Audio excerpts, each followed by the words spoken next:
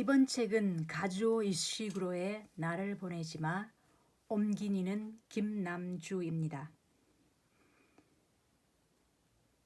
이 책은 차례를 보면요, 1, 2, 3부로 나뉘어져 있는데요. 시간은 1990년대 후반, 배경은 영국입니다. 자, 일부 본문으로 바로 들어가 보겠습니다.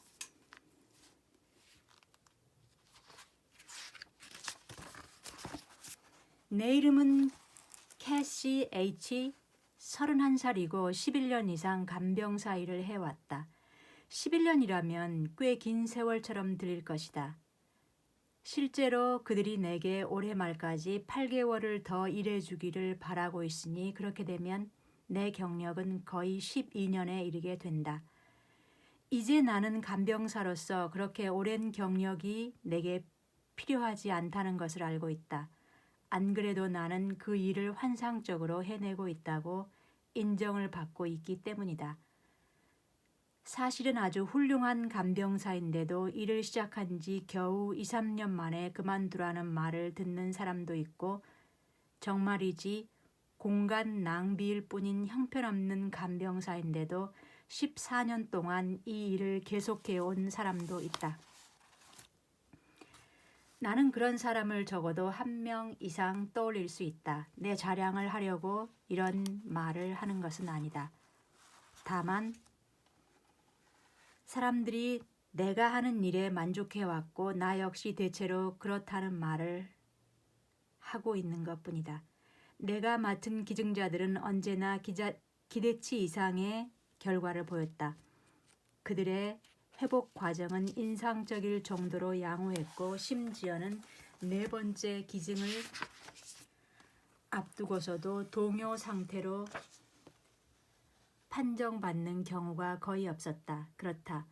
어쩌면 나는 지금 내 자랑을 하고 있는지도 모르겠다. 하지만 내 일을 잘해내는 것, 특히 내가 맡은 기증자들을 통제해 평온 상태를 유지하게 하는 것은 내게 큰 의미가 있다.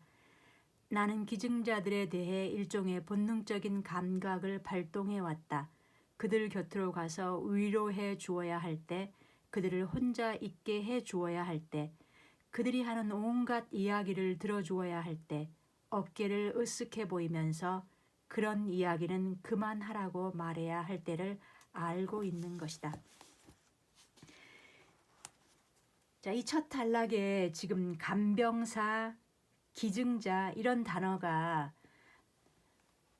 가장 눈에 띄는데요. 이 두 단어가 중요한 요소들입니다. 그 11년 차의 그 31살 간병사 캐시, 그리고 기증자들인 그녀의 친구 토미와 루스, 이 3명의 스토리가 쭉 이어지는데요. 그 삼각관계로 얽히기도 하면서 또 연인 관계로 또는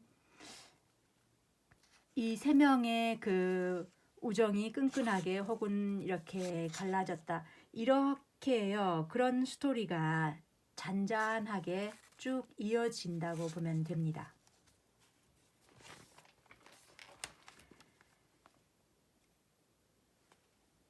이 책은 그 읽고 난 잔향이 꽤 오래 남았습니다. 약간의 불편함이 느껴지기도 하는 꼭 그런 약간의 그 뭐라고 할까, 편치 않음? 이 앞전에 읽었던 그 주군이들의 뼈 위로 쟁기를 끌어라, 그 다음에 지금 읽은 이 나를 보내지마, 그 호밀밭의 파수꾼, 이런 책들을 요즘에 읽었는데요. 이런 책들에 주는 어떤 불편함도 있습니다.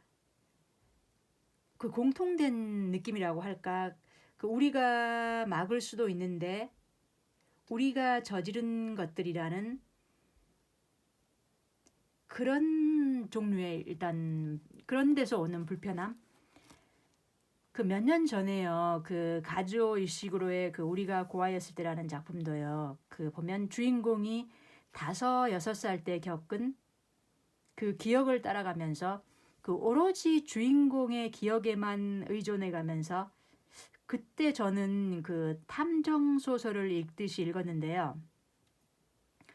이번 책도요. 그 캐시의 기억을 따라가면서 어쩔 때는 이 책이요. 그 SF 공상 과학적이기도 했지만 약간 추리적인 그 느낌도 들었고요.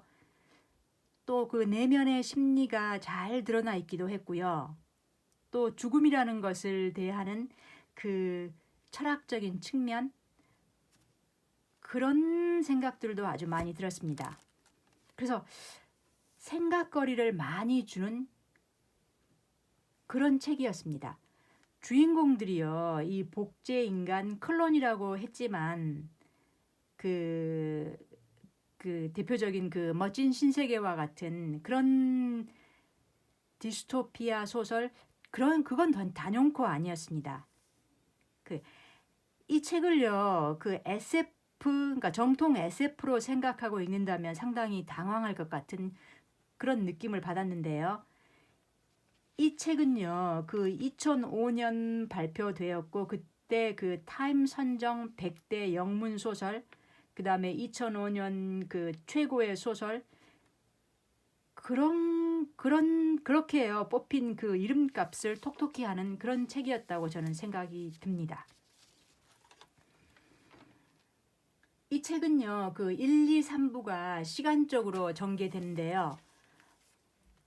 그 1부는 해일 시험 학교, 쉽게 그 말하자면 고등학교 때까지, 그 다음에 2부는 20세 이후, 그러니까 해일 시험 학교를 졸업한 후 각자 그룹별로 흩어져 그 코티지에서 생활하는, 그 다음에 3부는 그 코티지를 벗어나 기증을 시작하기 위해 또 혹은 간병사로 일하기 위해 병원으로 들어가는 과정입니다. 그들이 택할 수 있는 이 두 가지 과정이 그들의 그 코티지를 벗어나서 그들이 택할 수 있는 두 개의 선택지였거든요. 그 멋진 신세계를 보면요, 그 알파, 베타, 감마, 델타, 엡실론, 이렇게 그 시험관에서 탄생하는 그 과정들이 세세하게 설명이 되고 있는 반면에요. 해일 시험 학교의 클론들이 어떻게 탄생했는지는 모릅니다. 기증에 관한 상세한 설명도 없고요. 다만 그 해일 시험의 학생들처럼 기증에 대해 들었으되 마치 못 들은 것 같은 그런 태도를 취하게 됩니다. 그러니까 저는요, 그 기숙사와 고아원이 합쳐진 그런 세계를 더 쉽게 상상해 볼 수 있었는데요. 이 책은 거의 그 400페이지의 두꺼운 책인데 SF적 그 스릴과 상상, 어떤 그런 것보다는요, 그 SF적 틀을 빌려서 우리 삶의 스토리를 말하려는, 그래서 살짝 그 테드 창의 소설, 그런 것도 생각나게 했습니다.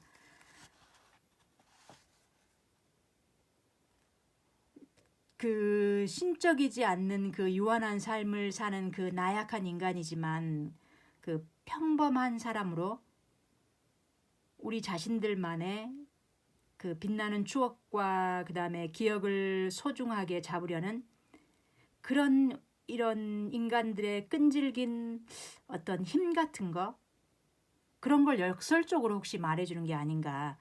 또 어차피 죽을 운명인데 하고 포기해버린다면 기억해낼 것도 뭐 아무것도 없는 그런 무의미한 시간들이겠지만, 반대로 한 번뿐인 삶, 그래서 그 추억과 기억이 쌓여 더욱 충실하고 그 완성된 삶을 이끌어가게 해주는 그 용기였습니다.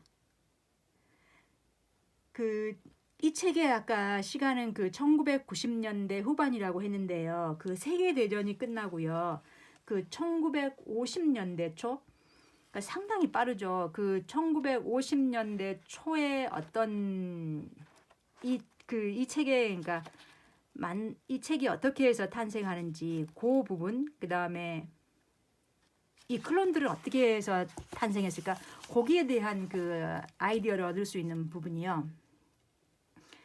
그러니까 그때 과학의 약진이 빠르게 이루어집니다. 자, 그러면서요, 그 전에는 그 불치병으로 간주되던 그러한 병들이요, 이 갑작스러운 과학의 약진 때문에 그러한 것들이 정복되는 거거든요. 근데 보통 우리 인간들이요, 그 이식용 장기가 밑도 끝도 없이 어디서 불쑥 생길 거라고, 그 진공실 같은 곳에서 배양될 거라고 믿고 싶어 했는데요. 그걸 둘러싸고 논쟁이 벌어지긴 했지만요. 이때는요, 어떤 게 가능해지냐면요. 그러한 복제 인간들의 사육이 가능해졌습니다.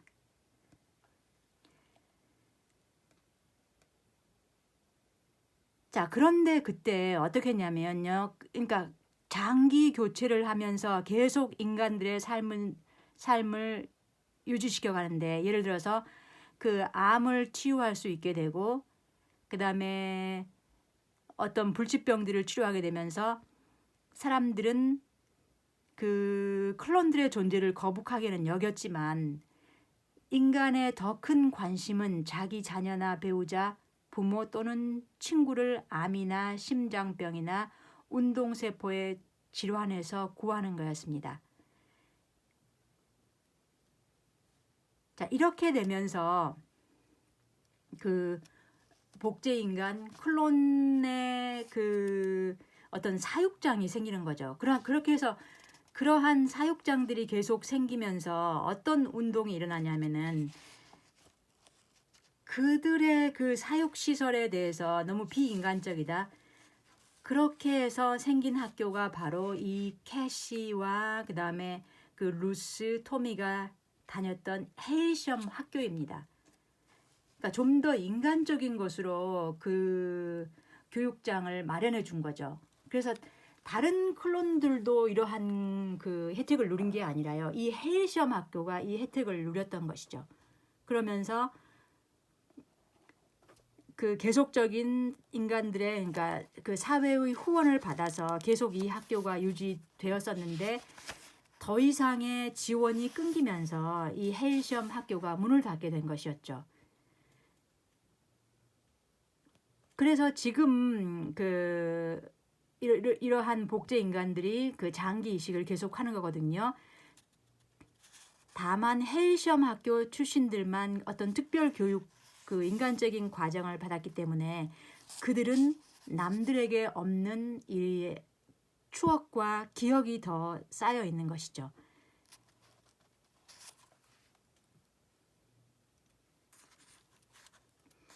자, 그러면 그런 장면들이 그러한 것들을 쭉 기억해내는 게 바로 지금 기증자로 일하는 캐시고요. 근데 이 책의 제목이 지금 네버 렛미고, 이게 그 영화로도 제작되고 그래서 그 유명해졌는데요. 이게 상당히 상징적이거든요. 그러니까 그 노래가 있는 그 카세트 테이프도 그렇고요. 이 노래도 그렇고요. 그러니까 이 노래가 있는 이 카세트 테이프는 그 캐시와 토미 사이의 아름다운 그 추억의 징표 같은, 그런데 헤일섬 학교 시절 그걸 잃어버렸고요. 그러나 세월이 지나 훗날 그 노포크에서, 이 노포크라는 것은 그때 그 헤일섬에서 잃어버린 물건을 찾을 수 있는 그 장소였는데, 그 자기들만의 그 잃어버린 뭔가 추억이나 뭐 어떤 물건을 찾을 수 있는 그러한 곳으로서 나옵니다. 그래서 그 노포크라는 이름이 주는 그 상징이 뭔가 잊어버린 추억, 기억, 그러한 것들을 간직하고 있는 그러한 장소로 보면 됩니다. 그런데 그들이 훗날 그 노포크에서 그 노래가 실린 그 카세트 테이프를 중고 가게에서 다시 구하거든요. 근데 또 이 노래가 울려 퍼질 때요, 그 캐시가 그때 그 홀로 베개를 껴안고 그 두 눈을 감고 애처롭게 추던 그 춤, 그 장면이었거든요. 그 장면에서 그 마담 마리 클로드가 눈물을 흘리던 그 장면이기도 하고요. 그래서 그 마담이 눈물을 흘린 것이 이제 여러 가지로 해석이 되는 거죠. 그때 복제인간 소녀가 갖게 될 그 슬픈 미래를 보면서 인간으로서 연민해서 흘린 그 인간적인 눈물이었을까? 혹은 그 캐시는 복제인간이니까 자신이 아이를 가질 수 없는 그 미래를 슬퍼하며 그 베개를 아기라고 생각하고 홀로 빈 방에서 이렇게 애틋하게 감정에 젖어서 나온 그런 동작이었을까? 이렇게 여러 가지로 생각을 해볼 수가 있는데요. 근데 그들의 나중에 그 대화에서요. 그때 그 마담의 속내가 뭐였을까 하는 부분이 나오거든요. 그러니까요. 그때 캐시는 어떻게 생각했냐면 그 자기가 그 Never Let Me Go, Oh Baby Baby 하면서 그 노래를 들으면서 그게 아이를 가질 수 없다는 선고를 받는 어떤 여자아이라고 상상을 했대요. 그때 캐시는요. 그러면서 그런데 그 아이에게 아이가 생겼고 그래서 너무나도 기쁜 나머지 그 여자는 혹시 무언가가 자신들을 떼어놓을까 봐 두려워서 아기를 가슴에 꼭 껴안고는 Baby Baby Never Let Me Go 하고 노래를 했던 거예요. 진짜 가사의 내용과는 달랐지만 동시에 저는 속으로 그런 생각을 하고 있었어요. 그런 제 마음을 읽으셨기 때문에 그 장면이 그렇게 슬프게 여겨지셨을 거예요. 당시에는 그렇게 슬프다고 생각하지는 않았지만 이제 돌이켜보니 좀 슬프네요. 이 말에 마담의 대답은요. 내가 느꼈던 건 전혀 다른 이유에서였어. 그날 춤을 추는 너에게서 내가 본 건 좀 다른 거였다. 나는 빠르게 다가오는 신세계를 보았지. 과거의 질병에 대한 더 과학적이고 효율적인, 그래, 더 많은 치료법을 말이야. 맞아, 거칠고 잔인한 세상이지. 나는 어린 소녀가 두 눈을 꼭 감은 채 과거의 세계, 더 이상 지속될 수 없다는 걸 자기도 잘 알고 있는 과거의 세계를 가슴에 안고 있는 걸 보았어. 그걸 가슴에 안고 그 애는 결코 자기를 보내지 말아달라고 애원하고 있었지.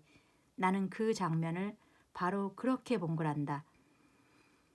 그건 실제 내 생각이나 행동은 아니었지만 말이야. 하지만 나는 그 장면을 그렇게 해석했고 그것에 감동했다. 그리고 그걸 결코 잊을 수가 없었지.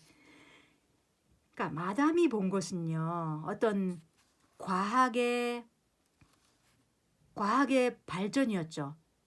그러면서 이 클론들이 자기네가 실험적으로 한 이 해일 시험 학교의 어떤 성공적인 이런 클론들이 단순한 복제 인간이 아니라 영혼을 가진 나는 그런 면을 보고 이 과학의 발전에 나는 감동했다는 거죠. 그러니까 우리가 생각한 게 아니라 이게 마담의 생각이었다고 캐시에게 말해주는 겁니다. 이 장면과 관련해서 그 훗날 추억하는 기억들, 그러니까 그 클론 복제 인간으로 그들은 어차피 기증을 하다 죽을 운명이었는데 그들은 어떤 자세로 그들의 삶을 받아들였느냐면요.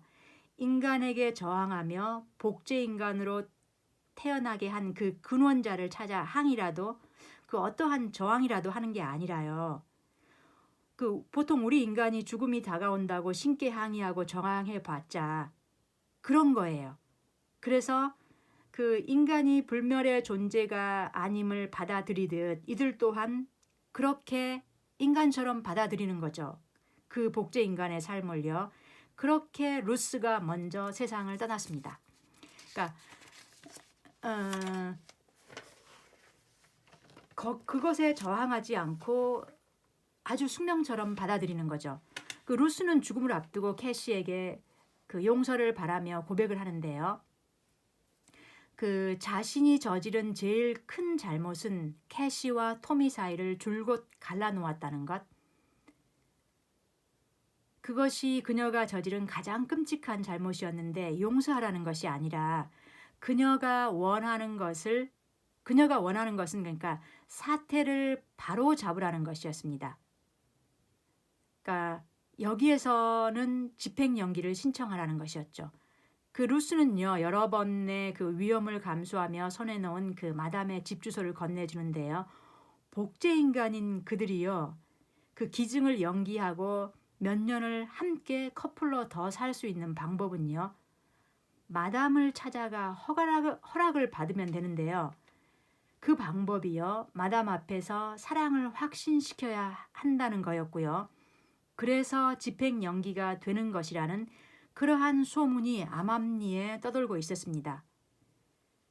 캐시는 이미 늦어버렸다고 흐느꼈지만 토미는 이미 그 2차례 기증을 했었기에요.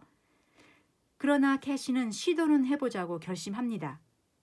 그래서 루스가 죽고 캐시는 그 토미의 간병사가 되고 그 둘은 커플이 됩니다. 그래서 루스의 바람대로 토미와 함께 마담을 찾아가는데요. 그 토미는 나름 그림에서 손을 놓지는 않았기에 자신만의 그림이 쌓여 있었거든요. 그래서 토미는 자신의 내면을 보여줄 것으로 그림을 여러 점 챙겨갑니다. 마담에게 집행연기를 받고 싶은, 그럼 그 보여줘야 할 물증 같은 거, 그것이 그의 그림이었던 것이죠. 그의 내면을 보여주고 싶은요. 근데 이미 말했듯 마담과 이 에밀리 선생님을 만나 그들이 받아낸 것은 그들이 떠도는 소문으로 알고 있는 집행연기 같다는 것은 없다는 거였죠.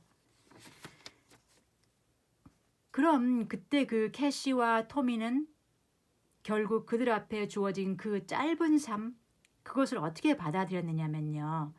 함께 살 수 있는 시간이 더욱 짧기에 그 목말라 하면서 충족된 삶을 사는 그것을 택합니다. 그러니까 절망하여 무너지거나 포기하는 그런 선택이 아니었죠. 한 번뿐인 삶을 변함없이 받아들이며 사는 그 길을 택합니다. 그러니까 기증을 받아 더 오래 살게 된 인간이나 그만큼 더 빨리 세상을 떠나는 이 복제 인간이나 한 번뿐인 삶을 사는 자세는 저는 같은 것이구나 하는 그런 결론에 이르렀습니다. 다만 시간의 차이일 뿐이었죠.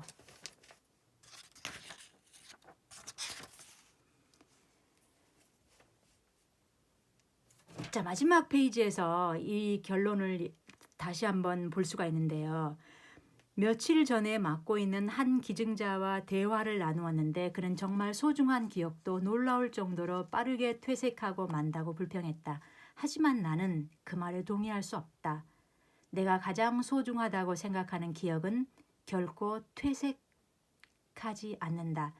나는 루스를 잃었고 이미 토미를 잃었지만 그들에 대한 나의 기억만큼은 잃지 않았다. 나는 헤일섬 역시 잃은 것 같다. 헤일섬 출신자 몇몇이 그곳이나 그곳이 있었던 장소를 찾기 위해 애쓴다는 소문을 여전히 듣는다. 그리고 오늘날 헤일섬이 호텔이 되었다든지 학교가 되었다든지 폐허가 되었다든지 하는 기묘한 소문도 때때로 들린다. 줄곧 차를 몰고 다니면서도 나는 한 번도 그것을 찾아내려 애쓰지 않았다. 헤일섬이 지금 어떤 모습인지 확인하는 것은 정말이지 내 관심사가 아니다. 다시 말해두고 싶은 것은 일부러 헤일섬을 찾아본 적은 없지만 차를 몰고 가다가 문득 그곳을 발견한 것 같은 느낌이 들곤 한다는 것이다. 하지만 앞서 말한 것처럼 일부러 찾은 적은 없다. 그리고 올해 말이 되면 어쨌든 지금처럼 차를 타고 돌아다니지 않게 될 것이다. 그러므로 이제 헤일섬을 발견할 가능성은 거의 없다. 나로서는 그렇게 머릿속에서 추억하는 편이 좋다. 토미와 루스에 대한 추억도 마찬가지다. 어떤 센터로 보내지든 좀 더 평온한 생활을 할 수 있게 되면 나는 머릿속에서 차분하게 헤일섬을 불러내리라. 그것은 아무도 내게서 앗아갈 수 없으리라. 내가 멋대로 규칙을 어긴 때가 있다면 토미가 죽었을 없다는 말을 들은 지 두어 주 후 실제로 전혀 그럴 필요가 없었는데도 차를 몰고 노포크에 갔을 때이다. 특별히 찾는 것도 없었고 해안 끝까지 간 것도 아니었다. 아마도 나는 아무것도 없는 평평한 들판과 거대한 잿빛 하늘을 바라보고 싶었던 것 같다. 어느 순간 나는 한 번도 간 적 없는 길을 달리고 있는 나를 발견했다. 방대한 경작지가 펼쳐진 곳이었다. 나는 반쯤 눈을 감고 상상했다. 어린 시절 이후 잃어버린 모든 것들이 이곳에 모여 있다고.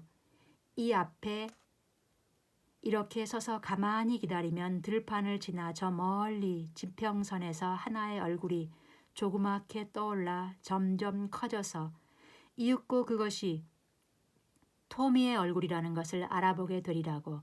이윽고 토미가 손을 흔들고 어쩌면 나를 소리쳐 부를지도 모른다고. 이 환상은 그 이상으로 진전되지는 않았다. 그 이상 진전시킬 수가 없었다.